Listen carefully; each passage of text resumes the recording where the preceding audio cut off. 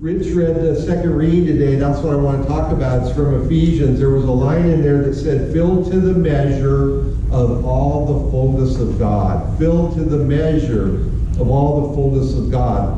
It was in the second reading. And it said filled. And dare I correct Paul and say even overflowing, beyond full. Hence today's sermon title, Are You Full of It? That's the title of today's sermon, Are You Full of It? We're definitely full of it people, I believe. But we're usually full of two things. And oddly enough, those two things are the exact topics that we are not supposed to discuss. And we all know what those are, right? What are they? Two things you're not supposed to talk about at a dinner party or family. Religion. There you go. Politics and religion, right? And that's usually what we are full of. Jesus was always railing on the Pharisees, we know, for their strict laws and their unbending religion. To them, the Ten Commandments just wasn't quite enough, right? They had to add 600 oral laws on there and everything. To them, their religion became their religion. The laws became paramount. The laws became above even love and mercy. To them, it was all about law. But having said that, I also believe that we cannot have faith without religion. I'm baffled, and frankly, I don't understand the people who claim to be, and these are there's people that claim to be, it's called SBNR, spiritual but not religious. So what are they into, right? Like, I don't know, crystals and the smoke on the water and the great pumpkin and I don't know. Spiritual but not religious is a real thing. But if we have faith, though, we need to, I think, express it somehow. And we do, right? With rites and rituals and songs and the liturgy and beliefs shared among us and gatherings and not works faith. I'm not talking about works faith. I'm simply stating that to me, to have faith, there has to be some outward expression. But the problem is religion is such a touchy word nowadays that we have to be careful even using the word religion. But if we throw religion kick it out the door, it's going to come back through the windows and the cracks. We can't escape religion. But Jesus did not come to bring us religion. He came to show us a new way of living and a new faith that can actually restore us to the way that we were intended to be. That, my friends, is called, what's that process called that you get work on over your whole life? Like a piece of sharp glass on the beach and you get those edges smooth. What's it called? John? Sink. Come on, man. You have not been out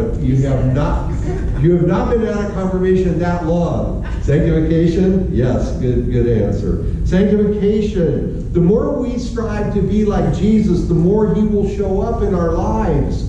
And the more that we can learn to live according to his teachings, not strict rules and laws and regulations. What did Jesus say in Matthew?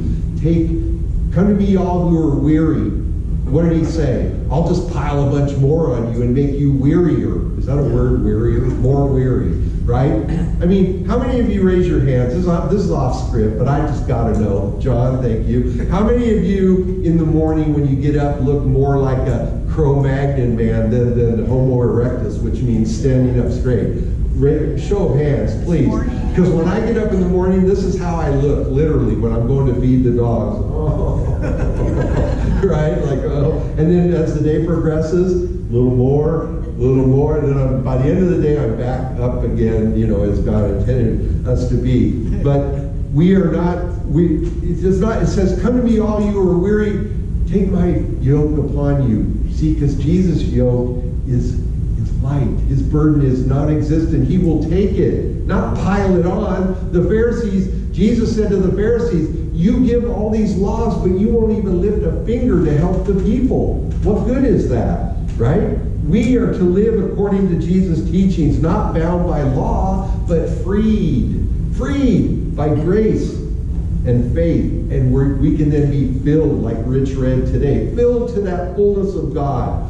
All right, now let's talk about the other taboo, which is politics. Jesus did not come to call us to a certain politics, but to live what's called sometimes a Micah, which is a book in the Bible, a Micah 6:8 existence. Micah 6:8. And this is what it says. He has told you, O mortal, what is good, and what does the Lord require of you, but to do justice and to love kindness and to walk humbly with your God. Notice how it says do justice, but love kindness, love mercy, love forgiveness. Not love justice. Do justice, but love mercy. Politics may be the way to get justice, but it cannot become the end. It's just the means to get there. Sometimes politics itself can become the social justice, and that is never a good thing. That's certainly not the Jesus way. So that way is this. If you're not part of my politics, just go away. Go away. I don't have time for you. So consequently, today, if we're not careful, we're full of religion and we're full of politics and the idolatry of both. One of the reasons people are leaving organized religion is because of the idolatry of religion, focused on the religion and not the relationship. We've become followers of religion, not Jesus Christ. So the sign in front of the church that reads, "We love hurting people," that can be taken two ways, right? It can be taken two ways. We love hurting people because we love to help them, to minister to them, to bind up their wounds, to comfort them, to give them food. So yes, bring us your hurting people. Or we are a church and our religion will hurt you if it's our main goal. The goal of the church should be to preach the good news of the gospel and to tend to the needs of a hurting people. The two should be inseparable. Preach and reach. Reach and preach. You can't separate them. If you just preach at people and beat them over the head with the Bible, they're going to go away eventually. But if you just reach out to people and constantly hand them money and subway cards and don't ever talk about the good and love of Jesus Christ, that's not good either. So preaching and reaching have to become one. You know, there is an old saying, and it's true, and this is sad. You will suffer as much from the church as for the church. That's sad, right? We should suffer for the church, for sure. But to suffer from the church, but we all have, right? I believe we all have had our little things here and there where we suffer from the church. The fastest growing religion in the United States is the nuns. And I don't mean the ones that wear the habits. I mean the nothing in particulars. That's what they're called, the NIPs. 1/3 of the population are now nuns. Since 2008, Christianity has dwindled in the United States by 60%. I wish it was 16, but it's 60. 60%, 60. We're doing something wrong. For the first time in U.S. history, the majority of Americans do not belong to a church. There's a God moment. There's a wow moment, right? There's a God moment like, God, please, why? Right? The church should be more concerned with filling the hearts of the people, though, than filling the pews. Do you see? Because if you fill the hearts of the people with love and mercy, and they will come. They will. It's the church equivalent to Field of Dreams. Build it, and they will come. Preach love and reach out, and they will come. Love them, and they will come. You see, because the church should be a hospital for sinners. It should be a hospital for the worst of sinners. Not a hotel, not the Belvedere or the Hotel Beverly, a luxury hotel for saints. If we plant a sign in front of our church here, or any church that reads, all are welcome, come as you are, guess what? We had better be prepared to be tested. we had better be prepared to welcome those people that we say, come as you are. Matthew West has a song that goes like, if the sign on the church reads, welcome, come as you are, he says, I doubt it. Because if it was true, all the pews would be filled. But he, like me, doubts it. Like these churches say, come as you are, all are welcome. No, not always. We should be ready for whoever walks through the doors. Politics, religion, throw it out the door.